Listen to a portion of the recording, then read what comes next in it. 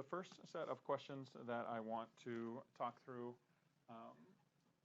again, more than likely it had to do with powers of zero, but I want to talk through them anyway. These are the types of things that you need to be able to do by hand. So here, when you multiply two exponents with the same base, what do you do with their powers? You add them.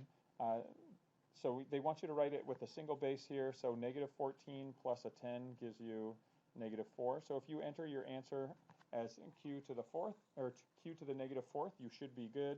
You should also be able to write it as 1 over q to the fourth.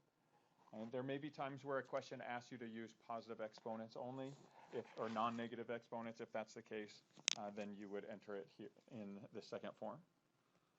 In the next example here, anytime you have a negative power, you can either think of this as taking x to the third, and when you divide exponents with the same base, you do what with their powers? Subtract. So you might say 3 minus a minus 10 if you're thinking of it in terms of that property.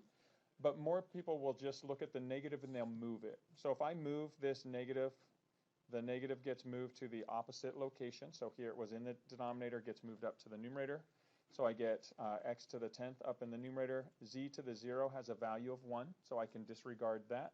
Division by 1 doesn't need to be written. And now I have my simplified form 14 times here. I'm multiplying two exponents with the same base. So once again, I do what with their powers? 3 plus 10 gives me 13. And so that would be my answer here. And this last example, again, the way that I would see this is I would look to cancel and get rid of my negative powers first. So I would see this as the q's cancel. This one x in the denominator cancels with one of these x's, leaving 2 in the numerator. And then I'm going to move my negative power to the denominator. And what I now have is I have an x squared in my numerator, all divided by z times z to the 14th. When I multiply two exponents with the same base, what do I do with their powers?